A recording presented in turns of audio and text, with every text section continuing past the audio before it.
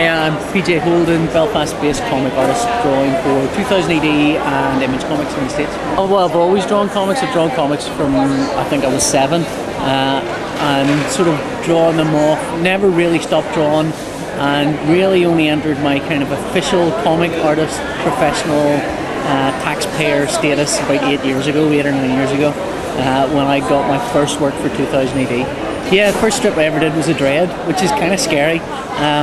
You kind of sort of hope that you'll be exposed gently to the readers, not straight onto a Dread. But as I've since learned, Dread eats a massive volume of material, so it's a really good way to try new people out. When I did do my first Dread, I spent so long doing it because I wasn't given any specific deadline. I sent it in to Andy Diggle, the editor, and he went, "Yeah, it's not the best Dread I've ever seen." And my heart just, bleh. I was devastated. So I said, "Well, I'll just redraw all of it," which I don't think he'd ever heard anyone offer to do before. He was kind of going, "Well, you don't have to." And I go, "No, I'd rather redraw it all. That's okay." So I redrew all of it and then sent it back off again. It wasn't substantially better, but it was a wee bit better. And then it was only a couple of years later it occurred to me that, Andy Diggle's seen every single really great Dread artist send a Dread in. Of course, a new guy that's never done it professionally before is not going to be the best Dread in the world. Of course it's not. But in fact, he's since sort of said afterwards he was a wee bit cruel on that first comment. So as a way of distributing a comic, and me and a programmer sat down and devised this iPhone comic called Murder Drone. As we've done lots of really cool things with it that no one, even now, several months later, no one has done yet, which is allowing you to have multiple layers to see the pencils and inks and so on. And we then went on to produce a set of children's comics, Eye Candy. If you have an iPhone, you can find that on the iPhone. So it was never the end game. The iPhone thing was never the end game for me. It was just another way to get artwork out there, and I thought it would be quite an interesting way. So hopefully we're still, fingers crossed, trying to get Murder Drone on there. There's a new version of the iPhone software which does allow ratings for applications, which hopefully will allow us to say this is a 17 rated comic, download at your peril.